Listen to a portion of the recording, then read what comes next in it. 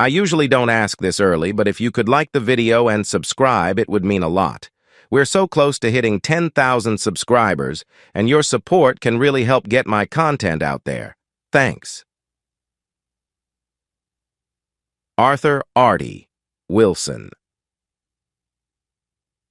42 years old, a cattle rancher from rural Queensland, hard-working, loyal, and trusted by his small community. Artie has always been grounded in his principles, raised to believe in family first. He is the glue that holds the Wilson family together, but the cracks in his own marriage are growing deeper. Clara Wilson, 38 years old, Arthur's wife of 15 years.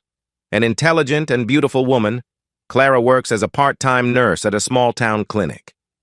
Beneath her composed exterior lies an internal restlessness, a longing for adventure and excitement she's never fully admitted. Clara married young, and as the years have passed, she's felt confined by the mundanity of rural life. James Jim Wilson, 65 years old, Arthur's father.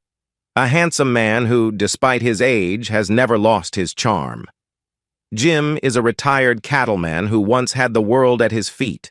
His confidence and charisma are intoxicating, and he's always been able to bend people to his will. Though he outwardly plays the part of the loving patriarch, deep down, his ego and selfish desires often drive his actions. When Jim suggested the trip to Alice Springs, Arthur didn't think twice. His father had always been good at getting the family together, pulling the reins when Arthur had been too preoccupied with the ranch.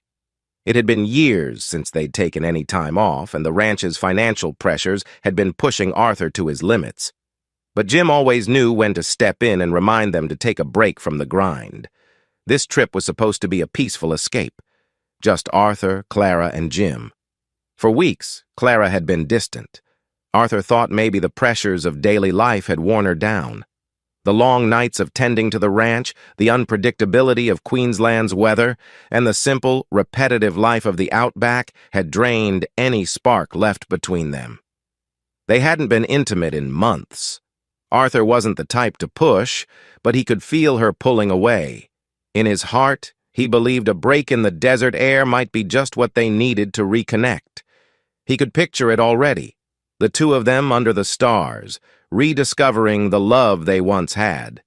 They set off early in the morning, the drive a long and winding one through the sprawling, barren landscape of central Australia.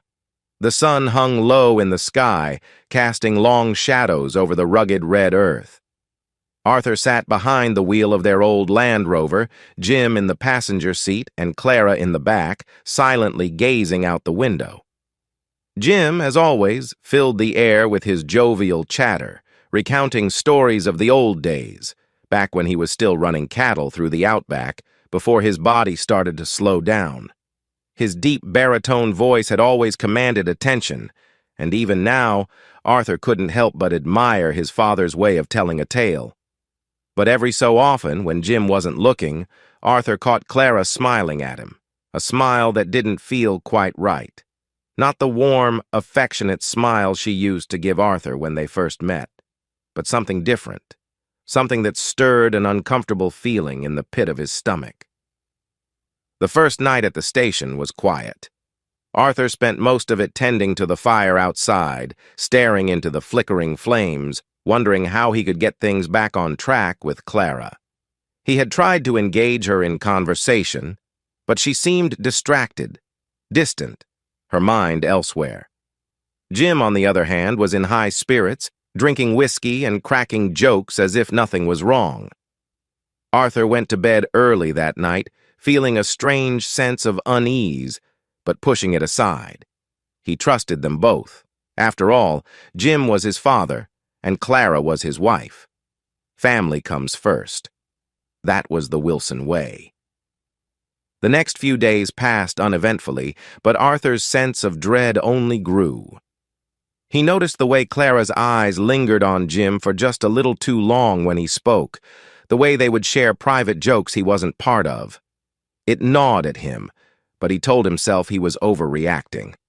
It was ridiculous. Clara wouldn't betray him, not with his own father. Yet the distance between them seemed to grow wider with each passing day. One afternoon, while out on a hike with Clara and Jim through the rugged outback terrain, Arthur fell behind.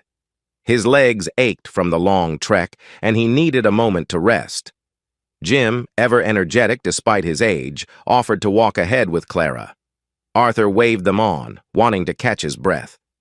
Sitting down on a large rock, Arthur watched them move further away, their silhouettes blending into the desert landscape. He trusted his father, trusted Clara, but something about the way they moved together, so close, so comfortable, itched at his subconscious.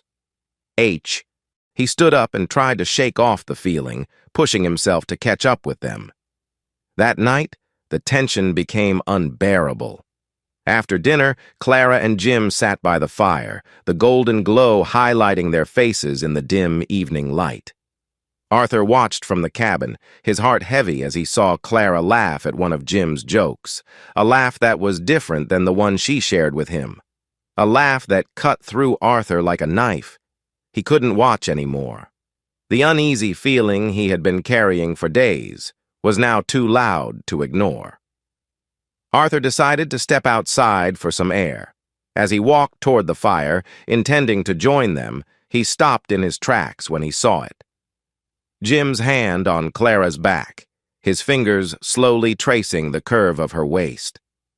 Clara leaned in closer, resting her head against his shoulder, her eyes closing in a moment of intimacy that Arthur could never have imagined. It was as if the ground had been ripped out from under him. For a long moment, he stood frozen, watching them, his heart pounding in his chest. His mind raced with 1,000 questions. How long had this been going on? How could they betray him like this? "Clara?" Arthur's voice cracked when he finally spoke. They both looked up, startled. Clara quickly pulled away from Jim, her face flushed with guilt. Jim sat there, his usual confident grin wiped from his face, replaced by a look of shock. "Arthur, I can explain—" Clara started, but her voice faltered. "Explain what?" Arthur's voice rose, fueled by a combination of disbelief and anger. "Explain how my own wife— with my father?" He shook his head, feeling the bile rise in his throat. Jim, ever the smooth talker, stood up slowly, hands raised in a placating gesture. "Artie, mate, it's not what you think." Arthur felt his blood boil. "Not what I think? Are you kidding me?" His fists clenched at his sides, his knuckles turning white. "I trusted you, both of you." The silence that followed was unbearable. Clara stood there, eyes wide, tears already forming. Jim, for once, had nothing to say. The betrayal hung in the air like the oppressive heat of the outback, suffocating them all. Arthur stormed away from the fire, his heart pounding in his chest. He couldn't stay. He couldn't even look at them. The desert night was dark, but the stars above burned brightly, mocking the darkness that now consumed his world. For hours he wandered the vast emptiness of the outback, trying to make sense of what had happened. How could the two people he loved most in the world have done this to him? By the time he returned to the cabin, dawn was just beginning to break over the horizon. Clara was sitting on the porch, her face streaked with tears. Jim was nowhere to be seen.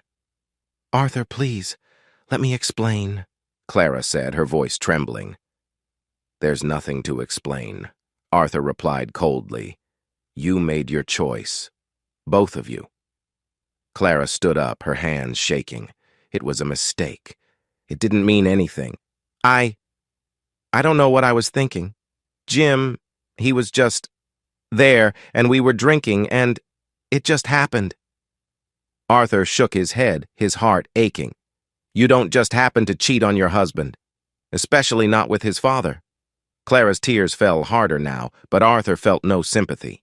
He had always prided himself on being a forgiving man, but this was too much.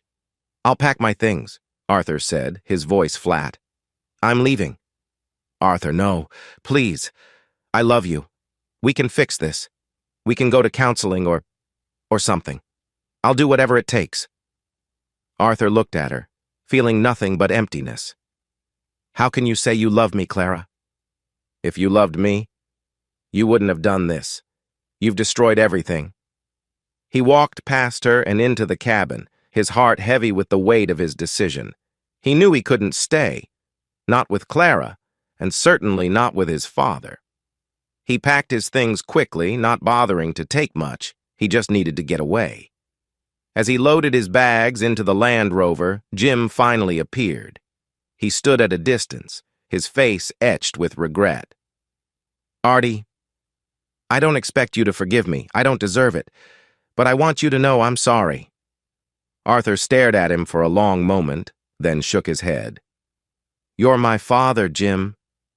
You should have protected me, not betrayed me. Without another word, Arthur climbed into the car and drove away, leaving behind the life he had once known. The outback stretched out before him, vast and empty, much like the future that now lay ahead. Months passed, and Arthur slowly rebuilt his life. He moved to a neighboring town, far enough away from the ranch that he wouldn't have to face Clara or Jim again. The divorce was messy, but Arthur didn't care about the details. He just wanted out. In time, he found a new sense of peace. He focused on his work, on the land, and on the friends who stood by him. Though the betrayal still haunted him, Arthur refused to let it define him. He had been broken, yes, but he wasn't destroyed. And as for Clara and Jim, Arthur never saw them again. He didn't need to. The scars they had left would never fully heal, but he had learned an important lesson. Trust, once broken, could never be fully repaired. But life goes on, and so would he. And so, Arthur left behind the ruins of a life once cherished, walking away from the scars of betrayal. In the vast Australian outback, he found not just heartache, but the strength to start anew. Sometimes it takes the breaking of bonds to rediscover the power of standing alone. Thanks for watching. If you have any thoughts or questions about the story, feel free to ask in the comments. Don't forget to like, share, and subscribe for more tales of life, love, and the choices that define us.